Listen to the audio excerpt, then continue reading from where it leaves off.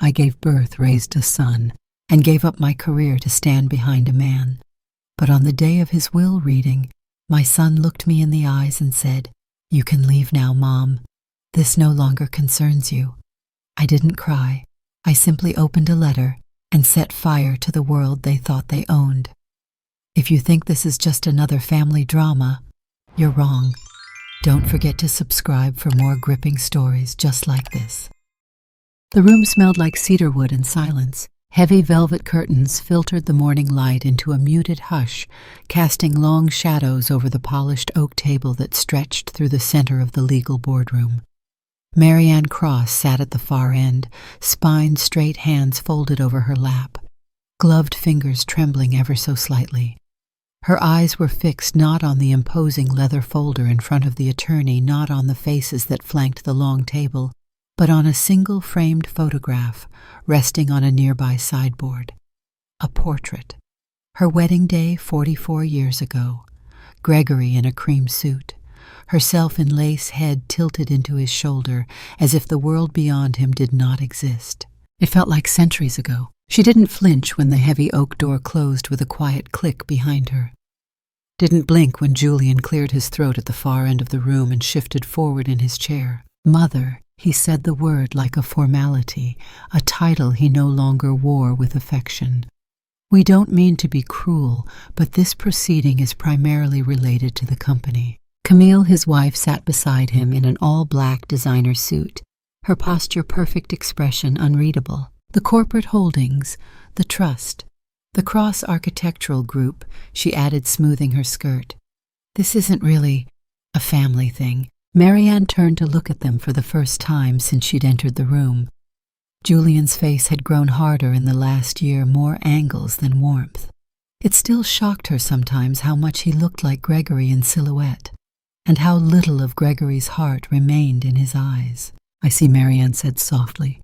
Her voice didn't tremble, but something behind her stern gaze cracked for half a second. Julian gestured toward the door with a flick of his fingers. "Maybe it's best if you step out. We don't want this to be uncomfortable for anyone." Marianne didn't move. Instead, she looked at Mr. Ashcroft Gregory's estate attorney of nearly 20 years. The man shifted uncomfortably in his chair. He was sweating slightly beneath his crisp blue collar. "Mrs. Cross is, of course, welcome to remain," he said, his voice hesitant, too careful. "Technically speaking, as the spouse, we were told the updated will speaks exclusively to the business," Camille interrupted. "There's no personal estate division today, correct?" "That's technically accurate," Ashcroft admitted. "This is a preliminary reading of the Revised Testament executed on March 3rd. However, then with all due respect," Julian said, his tone clipped, "there's no need for dramatics." Marianne still hadn't moved. Her purse, soft brown leather worn at the seams, remained clasped in her lap. Her wedding ring, dulled with years of dish soap and garden soil, caught a slice of light from the window. "I'll stay," she said quietly. Julian inhaled sharply, about to protest, but Mr. Ashcroft lifted a hand and opened the folder. "Let's proceed." The rustle of pages echoed louder than it should have in the room. "This is the last legally executed will and testament of Gregory Alistair Cross, dated March 3rd. Ashcroft began. "It supersedes all previous declarations and has been confirmed, notarized, and witnessed under the law of the state of California." Marianne's stomach turned. March 3rd. 10 days before Gregory died. 10 days after the stroke that had stolen half his speech and scattered his memory like dry leaves in wind. Camille leaned forward, her manicured nails tapping lightly on the table. Julian folded his arms. Marianne closed her eyes for a moment, breathing through her nose, and when she opened them, her gaze returned to the portrait. She remembered taking that photo. How Gregory had insisted it be done outside the chapel, because natural light is the only honest light. How he'd slipped his hand into hers after the flash whispering, "If I build 100 cathedrals and lose you, none of it will matter." How absurd that sounded now. Ashcroft cleared his throat. Clause 1. All shares, assets, intellectual properties, trademarks, and subsidiary stakes of Cross Architectural Group, inclusive of holdings in the Boston and Lisbon offices, are to be transferred in full ownership to Julian Cross. Julian exhaled, a smile forming. Ashcroft continued. Clause 2. The full contents of the family investment portfolio, currently valued at $38 million, shall be reassigned to the Cross Carmichael Trust, effective immediately, with Camille Cross named as co-executor. Camille's smile did not reach her eyes. Clause 3. All rights to properties under the Cross Holdings umbrella, including but not limited to the family estate in Sacramento, the Sausalito coastal home, and the New York pied-à-terre, are to be designated for management and eventual inheritance under Julian and Camille Cross jointly. The room was quiet, like a theater after the last line is delivered but before the applause begins. Marianne did not clap. She did not cry either, not yet. Instead, she stood, slowly, with the grace of someone who had survived decades of hosting cocktail parties and deflecting pointed whispers. Mr. Ashcroft looked up. "Mrs. Cross, is that all?" she asked softly. Julian opened his mouth, but she held up a hand, not in anger but in restraint. "I just want to be clear," she said. 44 years of marriage, 38 years raising a son, 29 years of bookkeeping, cleaning ink off his blueprints, and giving up gallery showings to host board dinners. No mention, no provision. Not even the china cabinet. "Mom," Julian said, almost impatient, "we talked about this." "You talked," she corrected. "I listened, like I always did." And with that she walked to the door. Not rushed, not fragile. Each step was measured, controlled. But just before her hand touched the brass handle, she turned. Her eyes scanned the room. The table, the folders, the stiff collars, the polished shoes. And then her gaze settled once more on that photograph on the sideboard. She crossed the room, ignoring Julian's sharp intake of breath, and stood in front of the picture. Her fingers hovered over the frame, brushed the corner. She stared at her own smiling face in the photo, then turned and left the room. The door clicked behind her like a closing vault. But she did not leave the building. She sat in the hallway instead, on a bench with cracked leather and a bowl of mints placed politely on the adjacent table. A decorative ficus plant loomed nearby, dusty and unloved. From inside the conference room she could still hear the drone of legal language, the hum of Camille's faux gracious laughter, the low timbre of Julian's voice as he discussed transitional planning.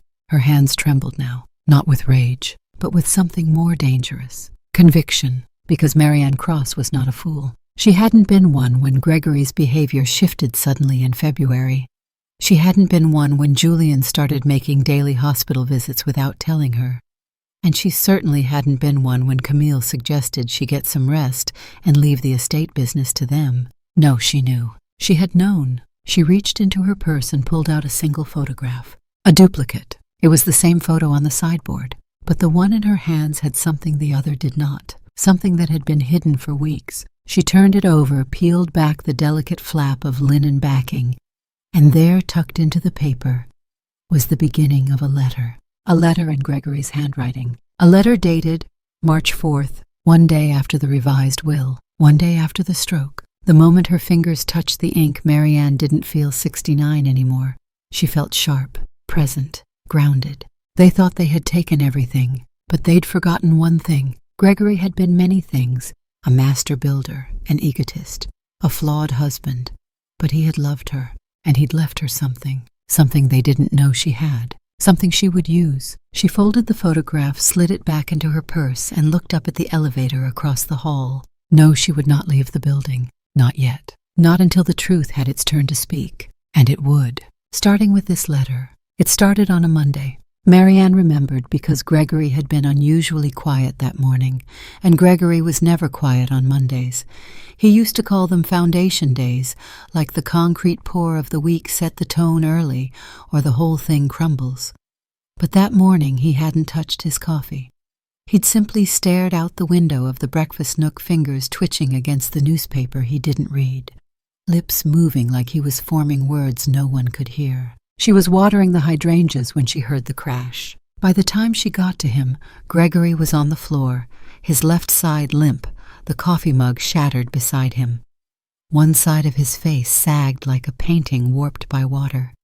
His eyes looked at her wide, lucid, and then flickered away like someone pulling a curtain from inside. The paramedics arrived within minutes. Stroke, severe. The next 72 hours were a blur of antiseptic, white-clipped jargon and the faint, bitter smell of despair.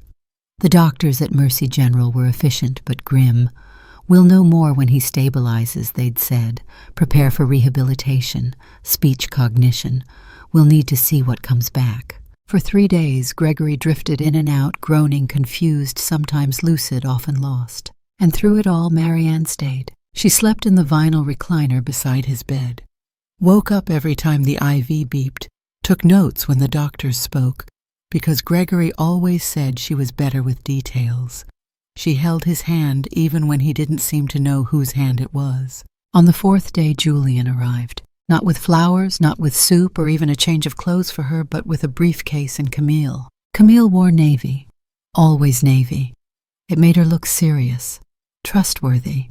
Like a woman you could hand a financial empire to and never ask a single question. She carried a leather portfolio that looked like it had never touched a surface not made of mahogany. Mother, Julian had said, brushing her cheek. "Why didn't you call?" "I did," she replied. "You didn't pick up." He didn't answer. Just glanced at Gregory, then at Camille. "We need to talk." The conversation happened in the hallway outside Gregory's room. Marianne remembered because the hallway smelled like lemon cleaner and old despair. "We're going to take over Dad's estate matters," Julian said briskly. "Temporarily, of course." Marianne stared at him. "What estate matters? There are things to handle.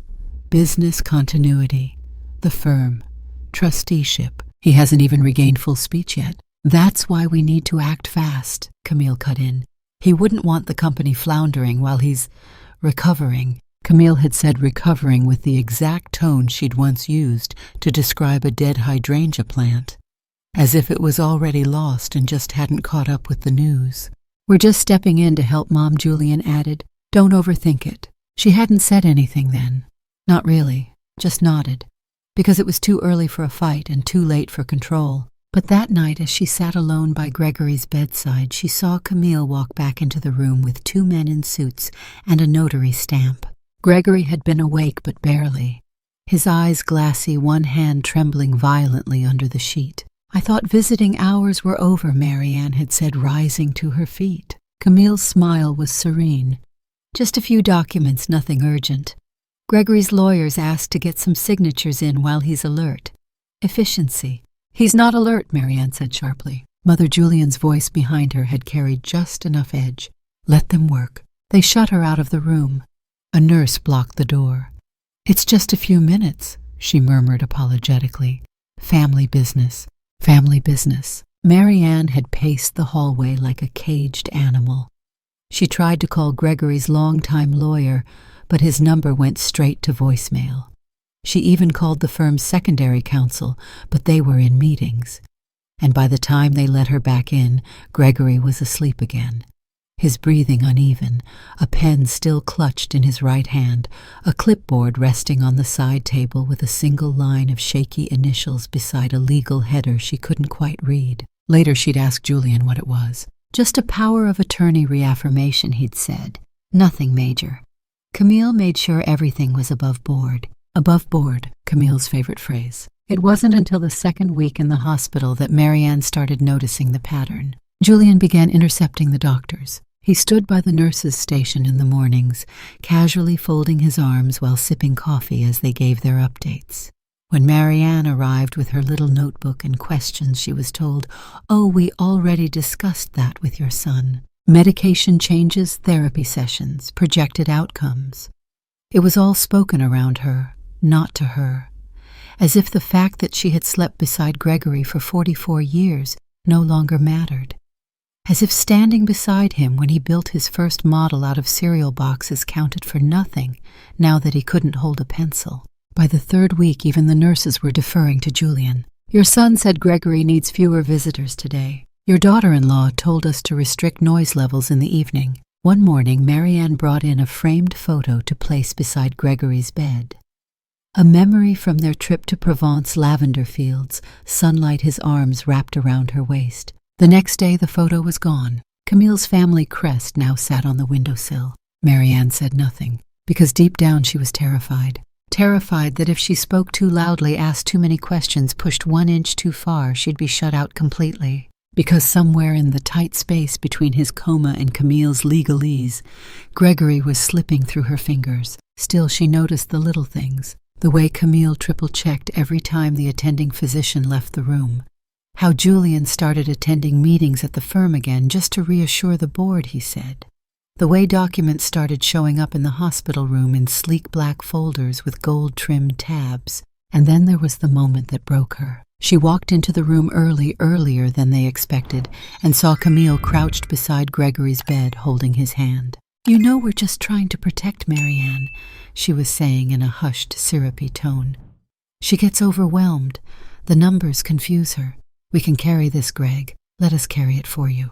Gregory blinked slowly, said nothing. Camille kissed his hand, then glanced up and saw Marianne in the doorway. "Good morning," she said, not missing a beat. "He's doing so well today." Marianne didn't reply. She simply crossed the room, sat down, and reached for Gregory's other hand. The next morning, the framed wedding portrait was placed at the foot of the bed.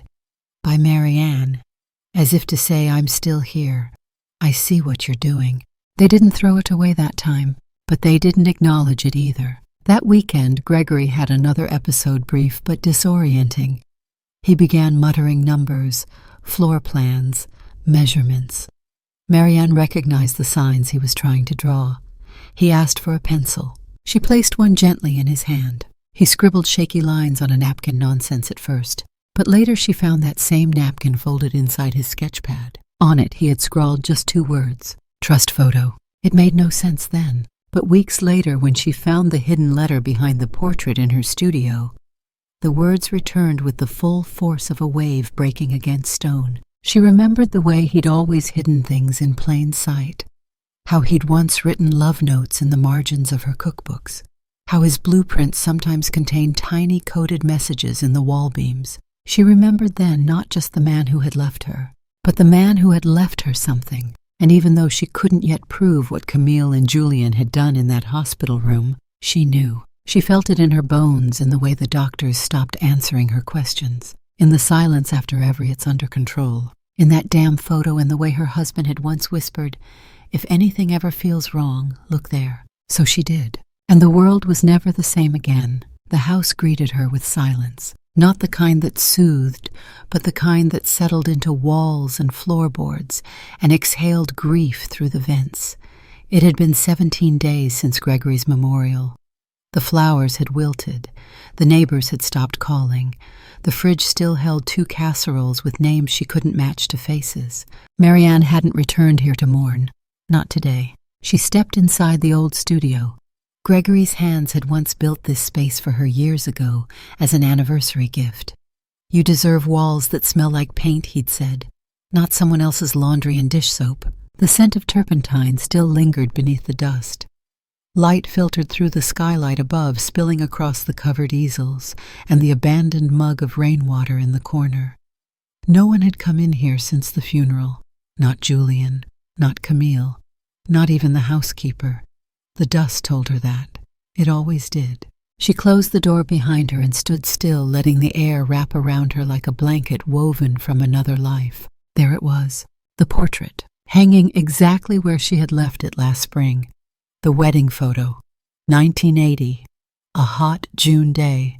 Gregory's tie was crooked in the picture because he had kissed her mid-lens just before the photographer clicked. She'd tried to fix it, but he waved her off. "Let it be a little messy," he'd said. "The best things are." Now, 43 years later, Marianne stood before that same photo, her fingers trembling slightly as they reached for the frame. She didn't know what she was looking for. Not exactly. Just something. His words still echoed in her head from that scrawled napkin in the hospital trust photo. Not trust the photo. Trust in it. Or maybe it was a message. Maybe it was nothing. But her body moved with the certainty of memory muscle, memory grief, memory instinct. She turned the frame over. Nothing at first. Then her fingers traced a seam along the wood, something uneven beneath the paneling. She pressed gently. There was give. She pulled at the corner and the backing loosened with a dry snap, revealing a thin folded sheet of parchment paper yellowed slightly at the edges, delicate as breath. Her heart skipped once, just once. She unfolded it. Gregory's handwriting stared back at her, shaky but unmistakable. Slanted left, tight margins. The same script he'd used on the inside cover of her art books. The same loops she used to tease him about your G's look like frightened swans. At the top it read, "If you're reading this, it means they did what we feared." She sat down hard in the old wicker chair beside the window. The cushion was still indented in the shape of her body from the last time she had used it. She read, "Marianne, I hope I'm wrong. God, I hope I'm wrong. But if I'm not, and you found this letter because they've shut you out, because the version of the will you're holding in your hands isn't what I intended, then I need you to know the truth. They pressured me. It started small. Camille asking me about the company accounts. Julian hovering during meetings offering to handle the board presentations because I looked tired. Then it escalated. They started bringing paperwork to the hospital. I wasn't well, not even close. I couldn't focus for more than 10 minutes. I kept forgetting what day it was. The day they brought in the notary, I didn't understand what I was signing. They told me it was routine. Camille was soothing. Julian was quiet. But you weren't there, and I was scared. And maybe I let them do it because part of me believed I had time to fix it later. But I didn't. You know that now. I'm sorry, Marianne. I failed you. I let them rewrite our story with a pen I couldn't even hold steady. You built this life with me.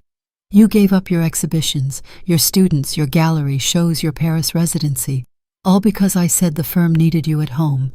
You were the gravity that kept our world aligned. And now they're trying to erase you, frame you as irrelevant. They don't know you, but I do. I know what you're capable of. I know what a brush in your hand can do. You don't scream. You paint. You tell truth in oils and pastels. You put it on canvas where it can't be buried beneath press releases or probate filings. You once said a painting outlives noise. Prove it. Don't fight them in court. Fight them on the walls. Let the world see who they really are the way only you can show it. Don't be silent. You've always been louder with color than with words, and I've never needed to hear your voice to know what you felt. But for what it's worth, I loved you, I see you, always. Gregory, her breath caught in her throat. Not a sob. Not yet. Just breath suspended in time like the moment before a violin string snaps. The paper shook in her hands, not from age, from fury, from heartbreak, from the sudden soul-deep ache of validation and betrayal colliding inside her like twin trains on the same track. He had known. He had seen. He hadn't stopped them, but he had known. And he hadn't died without leaving something behind. Something she could hold. Something she could act on. She stood, not quickly, but purposefully. The studio no longer felt abandoned. It was awake again, breathing, watching her. The canvases still blank were no longer silent. They were waiting. Waiting for the story. Waiting for the color. Waiting for her. She placed the letter gently beside her oldest set of brushes, bristle-worn handles cracked. And then from the bottom drawer of the supply cabinet she pulled out her charcoal pad. The first strokes came slow. A silhouette. A crooked jaw. A pair of designer heels stepping on a name scrawled in pencil. She didn't know yet what the painting would be, but she knew where to start. The portrait of a man who knew the truth and a woman who would not let that truth die quiet. And beneath it all in tiny letters she would write a single line. Don't be silent. It wouldn't be a painting. It would be a reckoning. It began with Julian's eyes. She didn't mean to paint him first. It just happened. She had stared at the blank canvas in her studio for almost 3 hours. The letter from Gregory folded neatly beside her mug of cold chamomile tea. The silence in the room was heavy, purposeful, the kind of quiet that dared you to stay still or speak a lie. And then without ceremony, she picked up her brush and dipped it into a muted gray-blue, the color of Gregory's eyes in winter, but colder. She started sketching outlines, sharp cheekbones, a proud jawline, the ghost of a father's structure, but none of the warmth. Julian had Gregory's face, yes, but something had hollowed it. She hadn't realized how empty he looked until she began to recreate him. Or maybe she had always known, but love had painted over it. She gave him a suit, pressed, tailored, and a mouth drawn not to speak but to calculate. By the time she finished, his eyes slightly narrowed. Dispassionate staring just above the viewer's head, Marianne sat back, and the breath she exhaled came with the weight of 30 years. It wasn't a portrait. It was a confrontation. She titled it Air. The next morning she painted Camille. That took longer. She started with Camille's hands because those had always been the sharpest part of her. Delicate fingers wrapped around crystal glasses, wedding invitations, contracts, always controlling, always clean. Camille's portrait had a mouth too small for her ambition and eyes too wide for sincerity. Marianne painted her with a mirror in one hand and a pen in the other, signing her name but not looking at what she was signing. Title Executor. By the end of the week, there were 4 portraits drying in the studio. Julian, Camille, 2 of Gregory's longtime board members, men who had attended his funeral only long enough to be seen. She remembered how one of them had leaned in, whispering to Julian, "Let me know when things settle. We'll talk assets." She painted him in profile, half of his face in light, half in smoke. The other she painted against a grid of blueprints with strings stretching from his fingers to marionette board members. Each painting left her breathless when it was done. It wasn't rage, it was release. For years, Marianne had painted other people's visions, murals for libraries, community center commissions, backdrops for Gregory's public events. Pieces meant to inspire uplift, match a mood board. But these were hers. They didn't inspire, they indicted. And it felt like exhaling for the first time in decades. She didn't announce what she was doing. Not to Julian, not to Camille, not even to the handful of friends who still called out of obligation or curiosity. But she did make 2 phone calls. The first was to Charles Meeker Gregory's former legal confidant, the one who had drawn up their will in 2005. They hadn't spoken since Gregory's stroke, and the moment Marianne heard his voice, raspy and precise, something tight in her chest twisted. "Marianne," he said, startled. I heard. I'm sorry. "I need you to see something," she said. "I have a letter." She didn't need to explain which letter. Charles had always been sharp. "I'm free tomorrow." He arrived the next day. When she handed him the parchment folded into the same envelope Gregory had once used to propose, he read it twice without speaking. "Then you're not crazy." "Thank you," she whispered. "I needed to hear that." The second call was harder. Julia Carmine, an old journalist who once profiled Gregory for an architecture magazine 20 years ago. She'd been the only writer to interview both Gregory and Marianne, insisting that behind every landmark, there's someone who remembers where the light switches are. They hadn't spoken in years, but when Marianne reached out with nothing but, "I have something I think you'll want to write," Julia's answer was immediate. "I'm on my way." By the time Julia arrived, Marianne had photographed the letter, digitized the portraits, and written a short statement. Not a manifesto, not even a press release, just a single paragraph handwritten. They inherited a name, not the man who built it. They signed away a legacy. But the walls remember, and now the walls will speak. Julia read it 3 times, then sat very still. "How public do you want this?" she asked finally. "As public as silence can be," Marianne replied. So they made a plan. It wouldn't be a gallery opening.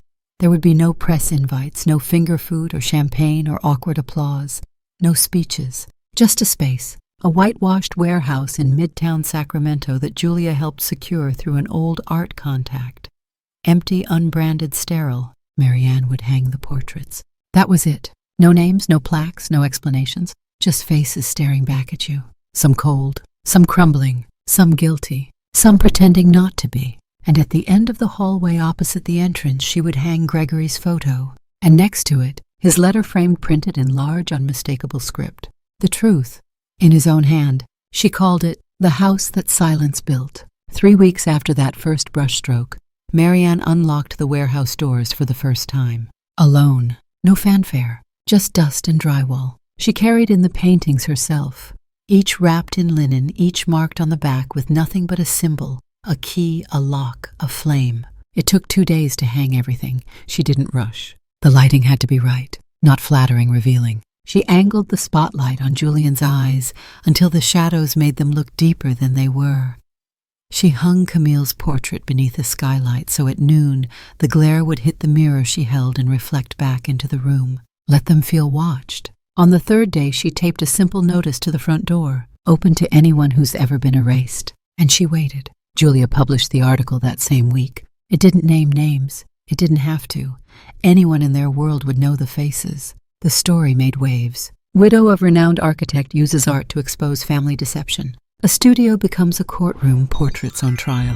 The photos of the exhibit went viral. People recognized the hollow eyes, the fake smiles, the hungry hands. They showed up by the dozens, then hundreds. Not for Marianne, not even for Gregory, but because somehow the portraits weren't just about one family. They were about every boardroom lie, every funeral whisper, every time a woman had been told to sit down, shut up, and smile. Every time someone rewrote her legacy while she was still in the room. Marianne didn't speak to the press. She didn't sit for interviews. She simply stood quietly near the entrance, wearing a gray sweater and a soft scarf the color of unfinished canvas, and watched the faces of the visitors as they met the ones on the walls. Some cried, some stood frozen, some turned away, but none of them left unmoved.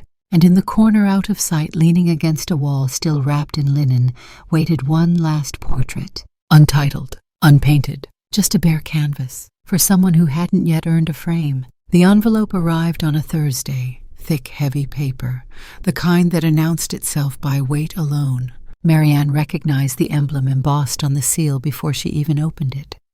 Silver ink, 2 interlocking triangles, the official logo of the Cross Family Trust. Julian's doing, inside a notice of formal legal intent, nicely worded, polished, a quiet threat dressed in civil tone. Dear Mrs. Cross.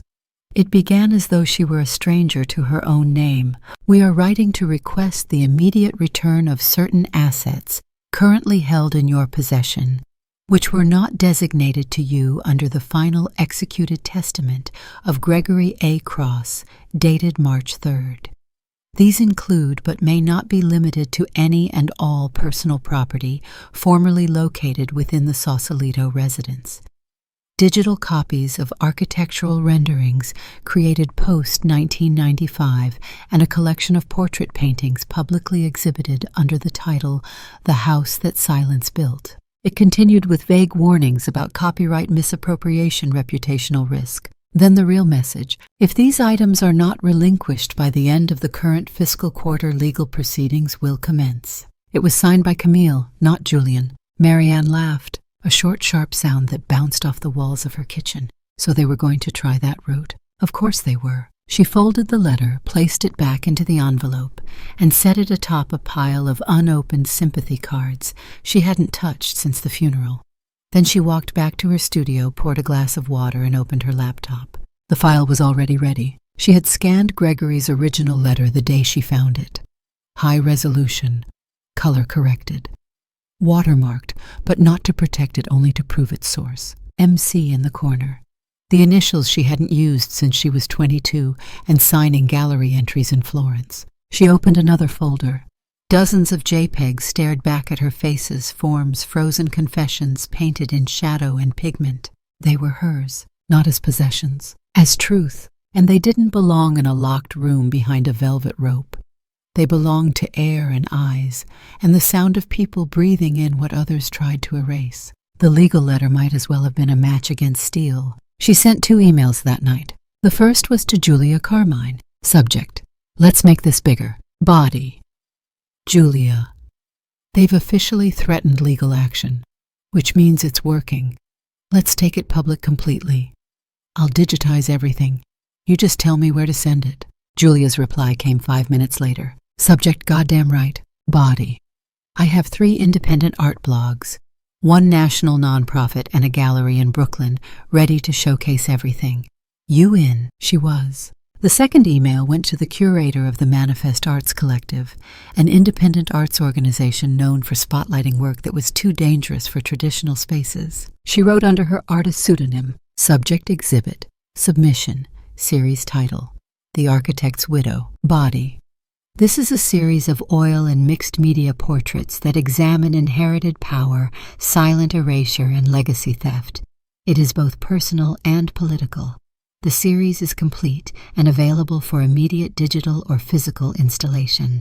Artist signature MC, The Architect's Widow. She attached 6 sample images and a copy of the scanned letter. She didn't expect an answer right away, but at 3:14 a.m. her phone buzzed. Subject accepted. Let's schedule install. They wanted the entire series. They wanted it without labels, without commentary, just the raw, untitled visuals and the letter in full. And this time it wouldn't be tucked away in a warehouse in Sacramento. It would hang in Brooklyn, and then Boston, and then Berlin. Because truth doesn't ask permission, and neither did Marianne Cross. Julian found out 2 days later. He hadn't called since the funeral, not directly.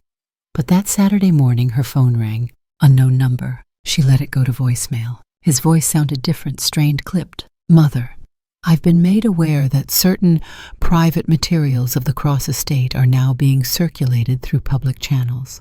I assume you know what I'm referring to. She closed her eyes, let it play. I'm asking kindly that you reconsider. We can fix this internally. There's no need for spectacle. There's no need to humiliate the family. Call me back. Call me. She didn't. The next call came from Camille, longer, angrier, dressed up in faux concern. Marianne, this isn't the way. You're jeopardizing Gregory's reputation, his legacy. We all loved him. We all grieved him. These portraits, you're turning pain into performance. And that letter, it's just emotion. He wasn't of sound mind. You know that. You do. Marianne replayed that message twice. Then she saved it. She opened her sketch pad, started a new piece. It wasn't Julian this time, not Camille, not the board. It was herself, not as she was. As they saw her, fragile, weak, background noise in a boardroom full of polished shoes and sharper teeth. She titled it Afterthought, but this time she didn't hang it in the gallery. This one was for her. The first day of the Brooklyn show, over 2,000 people came through. Art students, widows, disinherited sons, mothers who'd been written out of trusts, fathers erased from homes they built. And in the center of it all, framed against a white wall with no distraction, was Gregory's letter, just as she had found it. Unedited, untouched. The only thing in the room written in pen, not paint. The press coverage exploded. A New York Times headline read, "The architect's widow builds her own house.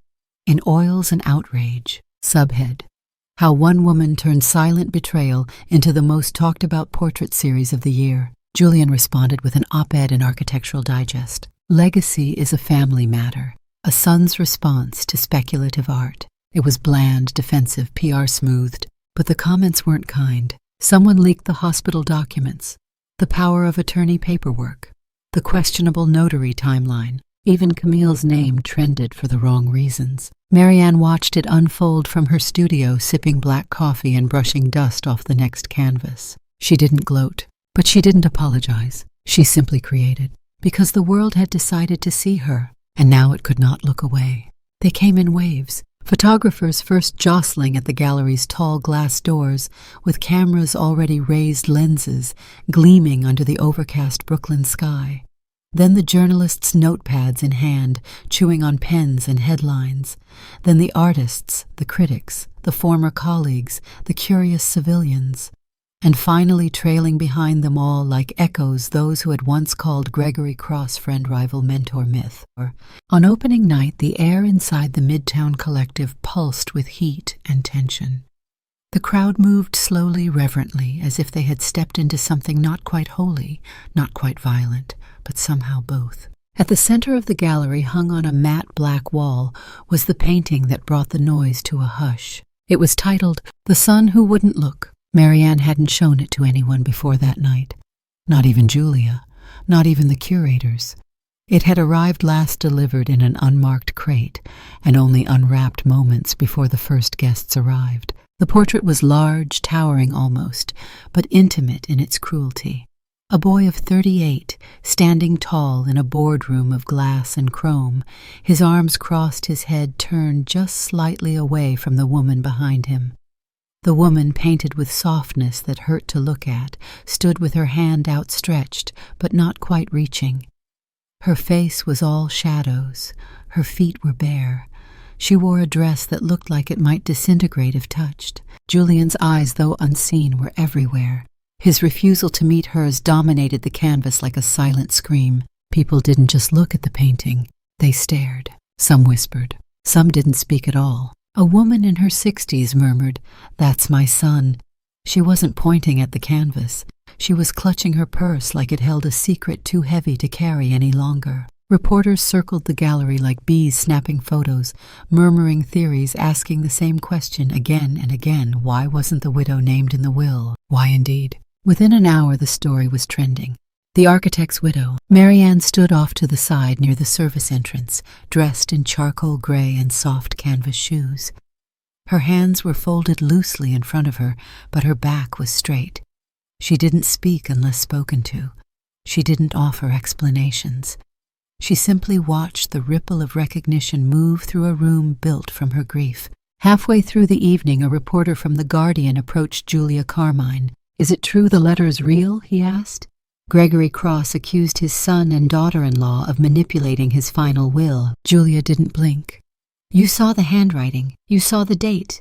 What do you think?" He didn't answer. He didn't have to. That night, photos of the exhibit were everywhere online in print, on the lips of people at wine bars and dinner parties and late-night phone calls across the country.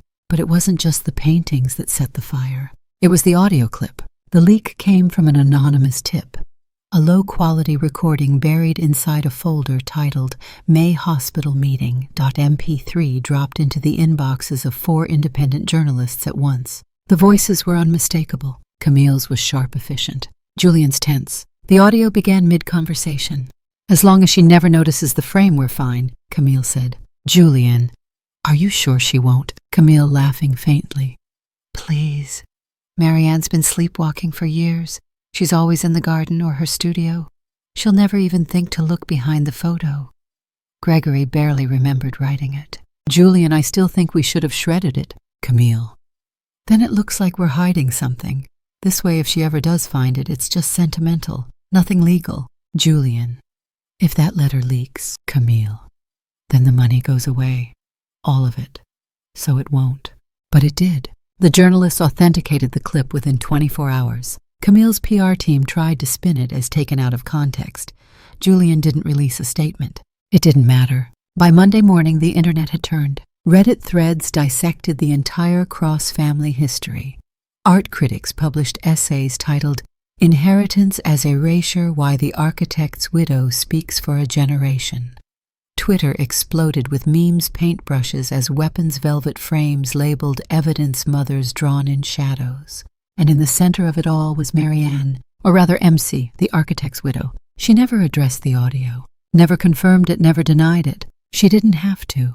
The paintings were the confirmation. The silence was the statement. A week after the exhibit opened, Marianne received a letter from the Midtown Collective. "We'd like to extend your exhibition by an additional month. Due to overwhelming attendance and media interest, you've become our most viewed installation of the past 3 years." She declined.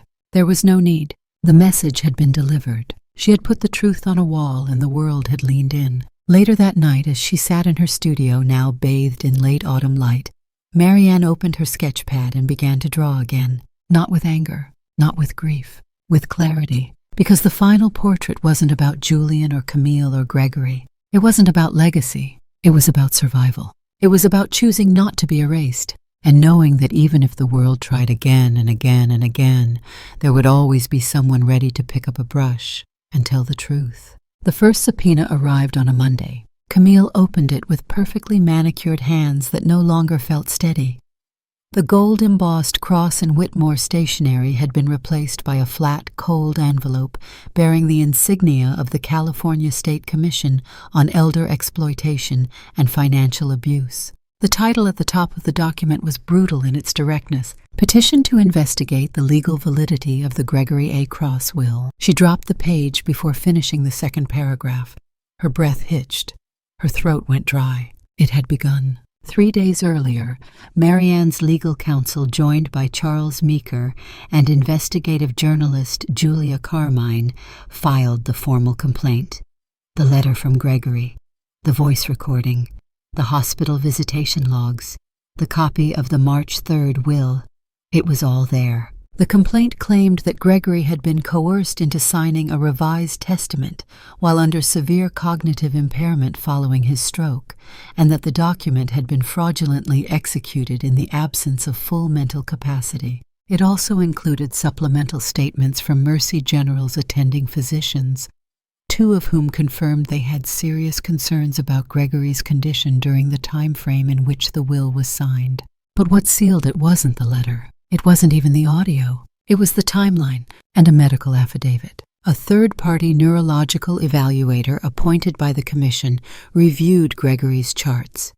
After 3 days, the response was definitive. In our professional opinion, based on the records and symptom profile, Mr. Gregory A. Cross was exhibiting signs of post-stroke delirium and moderate cognitive dysfunction on the date of March 3rd. At that time, he would not have been medically cleared to execute high-stakes legal documents without additional capacity evaluation. The quote made the front page of the Sacramento Register, underneath a headline, "The House That Greed Built. Cross Legacy in Jeopardy." After shocking legal bombshell, the fallout was immediate. By Wednesday, the Cross Architectural Group's stock had fallen 18%. By Friday, their largest institutional investor, a real estate conglomerate based in Frankfurt, released a curt statement suspending all further involvement in the firm pending the outcome of the investigation. Julian read the notice alone in his office at 3:18 a.m. The board meeting he called that morning was his last.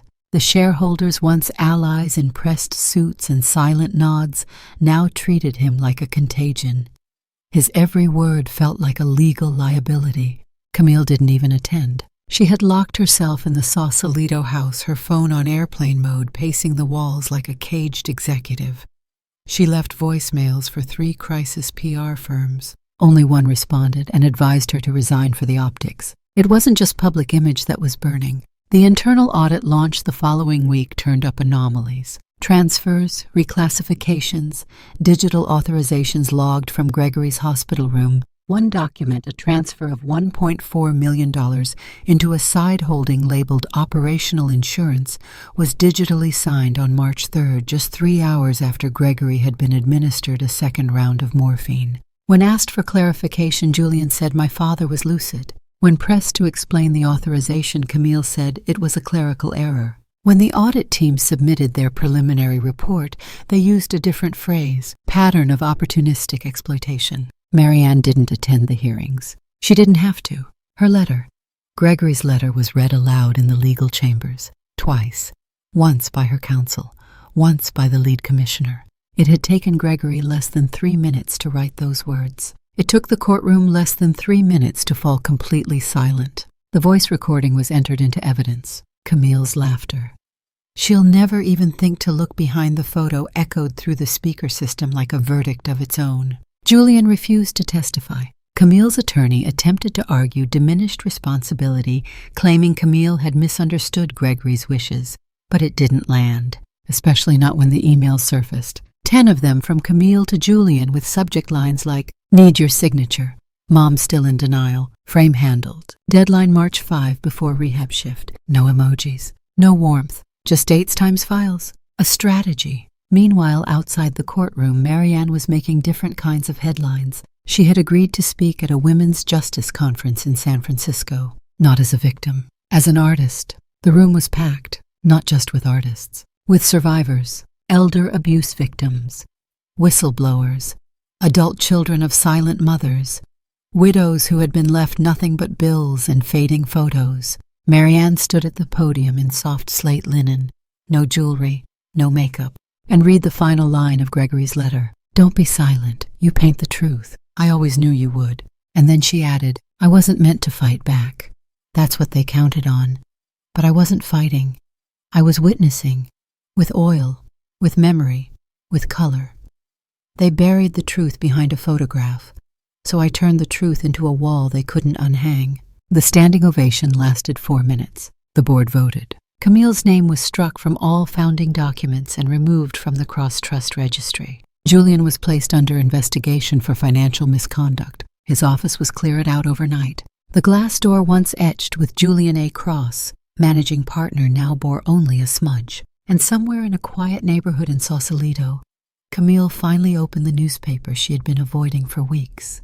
Page 3. Column right. Headline. Widow speaks, legacy shakes. The photo was of Marianne holding nothing, framed by light, unbothered by the camera. Camille dropped the paper. Then she opened a drawer, pulled out the original Cross family photo, the one that had once hung in Gregory's hospital room. The frame creaked. Behind the photo, nothing. No letter, no hiding place, no Gregory, no legacy, only dust. and the echo of a laugh that no longer sounded victorious. The first time she saw him again, it was raining. Not a hard, dramatic rain, just the kind that drizzled like an apology you weren't sure you wanted. The kind that muted the world outside but made the light inside the studio feel almost holy. Marianne was finishing the underpainting of a new canvas when she heard the knock. Not at the front door, at the side. The door she rarely used. The one that faced the garden Gregory used to tend before the stroke, before everything collapsed inward. She hesitated, then walked over and opened it. Julian stood beneath the narrow overhang, no umbrella water streaking down his face like sweat, or maybe something else. His shoulders were hunched in that way that looked less like shame and more like exhaustion. He didn't speak right away. He looked past her into the room, at the walls, at the paintings, at her. "May I come in?" he asked softly. She stepped aside without a word. The studio smelled like turpentine and rain. A window was cracked slightly open. The wind had left a few specks of dirt on the sill. Marianne didn't bother to wipe them away. Julian walked in slowly, like a man entering a chapel he hadn't been welcome in for years. His eyes caught on the painting closest to the window. It was her, Marianne 32, hair tied back, smudged with charcoal, bare shoulders, laugh lines. A sketch of a woman not caught in grief or obligation, but in the act of becoming. He stared at it for a long time. "I remember this dress," he said almost to himself. She said nothing. Julian cleared his throat. "I was going through some old photos, the ones from Tuscany. There's one of you painting in that courtyard. That summer Dad made pasta from scratch and burned the sauce." Still she said nothing. "I thought I remembered everything about that trip," he continued. "But I didn't remember how young you were, how alive." Marianne crossed the room to her work table and sat. Julian didn't follow. He remained near the portrait, arms folded, gaze still fixed on the canvas. "Camille's gone," he said after a while. "It wasn't a confession, it wasn't even regret, just a fact. She moved out last week. Took the house in Palo Alto and left the rest. I don't think she liked who I became. Or maybe she just didn't like who I stopped being." Marianne raised her eyes, but not her voice. "And who are you now, Julian?" He flinched visibly, but didn't look away. "I don't know yet," he admitted. "But I'd like to find out." Marianne waited. Julian moved toward a second canvas, one not yet completed. A man's figure still forming. The brush strokes were sharp, halted, indecisive. He gestured at it. "Is that me?" "No," she said, "not yet." Silence stretched. "Then I want to paint you," he said. Her head tilted slightly, eyes narrowing. Julian looked embarrassed by his own words, but he pressed on. I want to try. Not as a son, not as a defense, just as a person who's finally ready to see you." Her voice, when it came, was a whisper wrapped in steel. "Why now?" Julian stepped forward, hands loose at his sides. "Because I looked at every painting in that gallery and realized I've never really seen your face unless it was turned towards someone else's needs. I used to think you were invisible," he added, "but you weren't.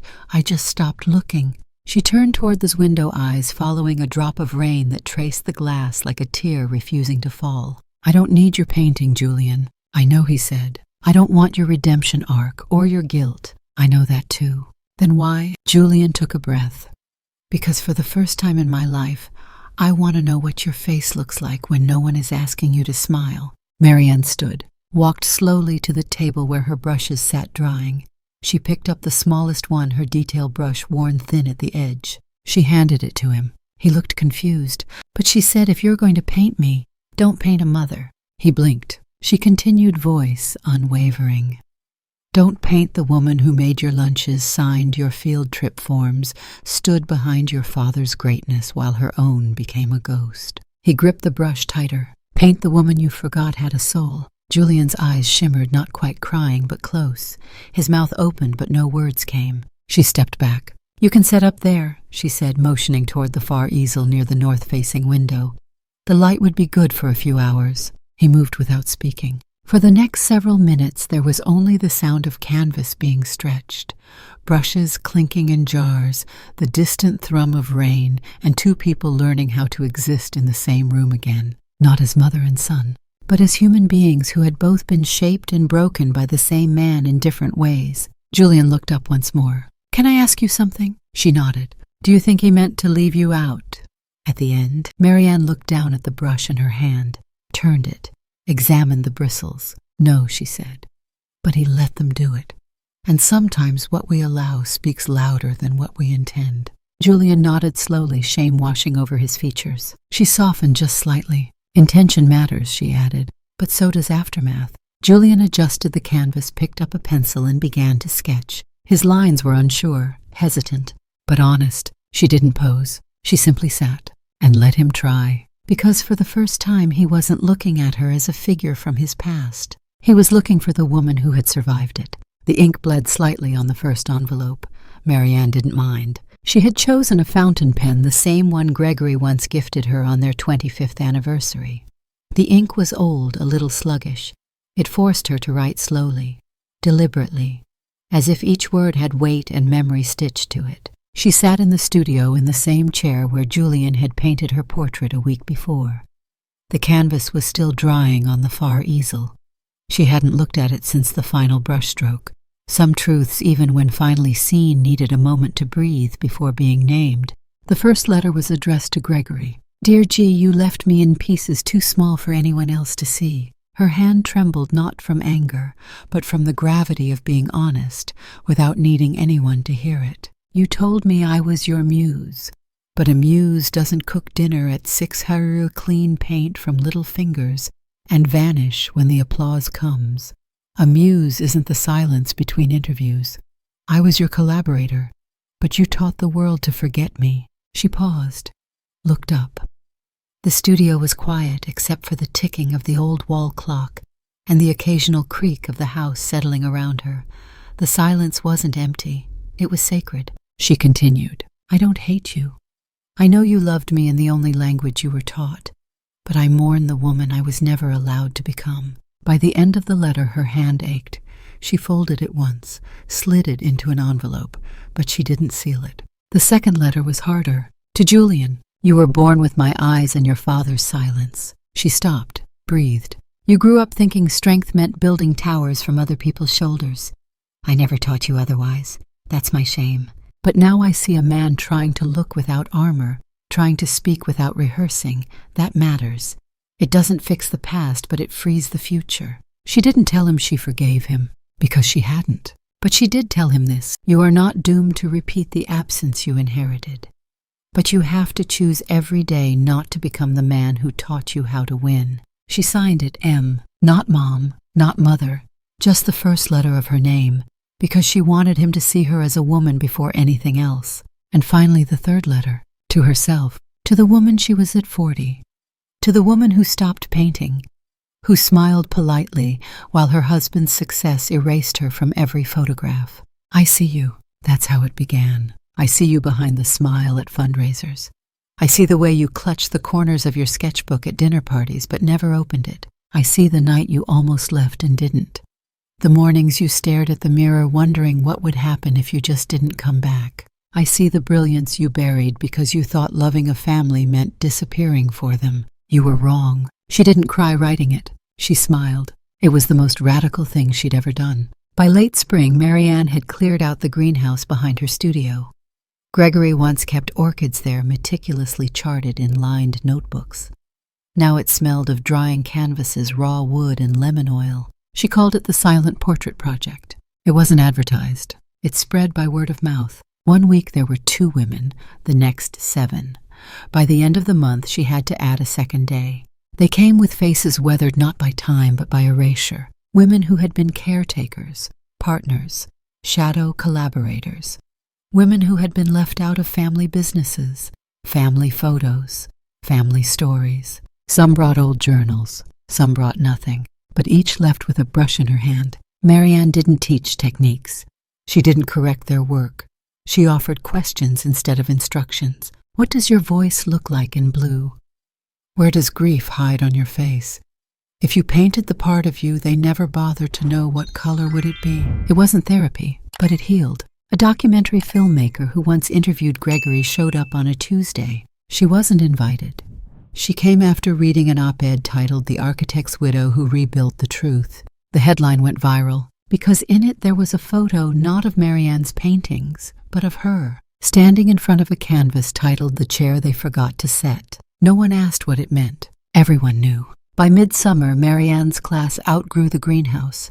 A local museum offered their West Wing on Thursday mornings. They expected her to decline. She didn't. She walked in with a crate of brushes, 70 blank canvases, and a line of women behind her stretching around the block. The museum labeled the program restorative portraiture. The press labeled her the watercolor witness. Some called her the widow who wouldn't vanish. But Marianne didn't care what they called her, because every Thursday she watched women who hadn't picked up a brush in decades, some never paint their own faces into existence. For some it took weeks to fill a canvas. For others hours. One woman painted only her mouth, nothing else. Another painted her younger sister's eyes in her own trembling hands side by side. None of it was gallery-worthy in the conventional sense, but it was proof that they had lived, that they had felt, that they could still name their own reflection. At home, Marianne kept the 3 unsent letters in a small wooden box labeled, "For when I forget, I survived."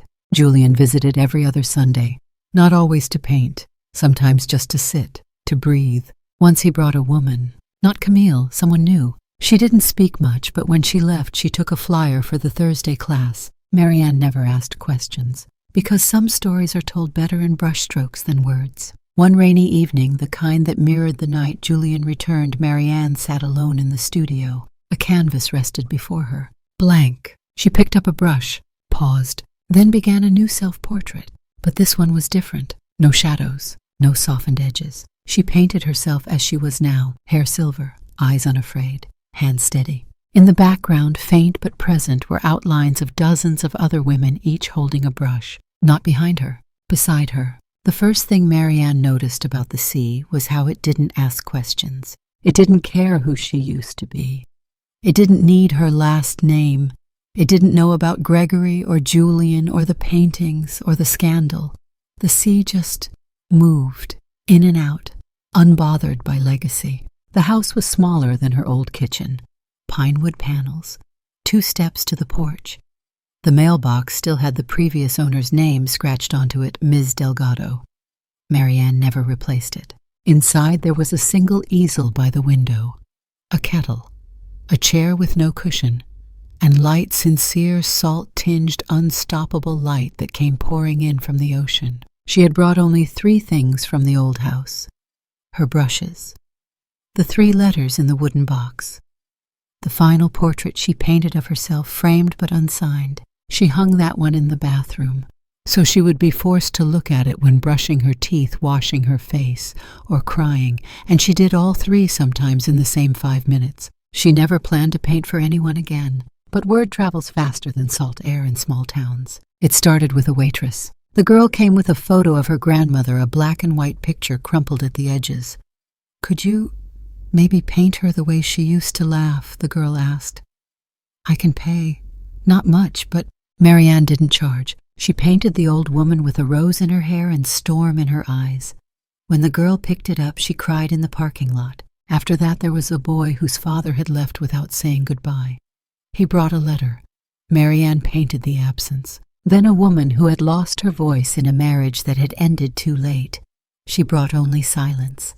Marianne painted that too. She never advertised. But by late autumn, a shoebox of envelopes sat beside her porch, notes from strangers, stories pressed into paper, hoping someone would see what had been ignored. Marianne read every one. She painted what she could. Some faces she imagined, some she remembered, but all of them she honored. Because now she understood art wasn't always about being remembered. Sometimes it was about reminding someone they existed. The day Julian's package arrived, the sky was the color of steel wool. Thick clouds sat low as if the heavens themselves had grown tired of pretending. The package was flat square, wrapped in butcher paper with handwriting she recognized immediately. It said only, "I hope you still have a wall for this, J." Inside was a canvas. On it a woman seated, not posing. No smile, no flattery, just truth. Her hair was in loose curls, gray. Her mouth firm but kind. Her eyes looked tired, not from defeat, but from finally having lived with her eyes open. The caption in the corner read, "Portrait of my mother," painted by a man who thought he knew her. She stared at it for a long time. She didn't cry. Instead, she walked out to the shed and built a frame from driftwood she'd gathered weeks ago, intending it for a different painting that never happened. She hung Julian's portrait on the living room wall. Next to it, she placed the unsigned self-portrait. 2 women, 2 truths, side by side. Camille's letter came the following week, postmarked from a Manhattan law firm. Typed, formal, too clean, but the note inside was handwritten, 4 lines only. I was wrong. We were both desperate. You were just braver than I was. I'm sorry. Marianne folded it in half, tucked it into the wooden box with the other letters. She didn't respond, because forgiveness is not an obligation. It's a right she had earned, not one she owed. One night she walked the shoreline barefoot, cold sand clinging to her skin. The wind pulled at her cardigan like a child begging for attention. Somewhere behind her, gulls squabbled over something unseen. The tide hissed secrets at her feet. She stopped, closed her eyes, and whispered, "I'm not angry anymore." The words didn't float away. They sank, deep, into her chest, into the marrow of who she had become. She remembered the first time Gregory said, "You make me better." She believed him, but now she understood. She wasn't supposed to make anyone better. She was supposed to be free. At the community center 2 towns over, a flyer hung by the door. Portraits of the Forgotten. A workshop led by Marianne Cross, Tuesdays at 6 p.m.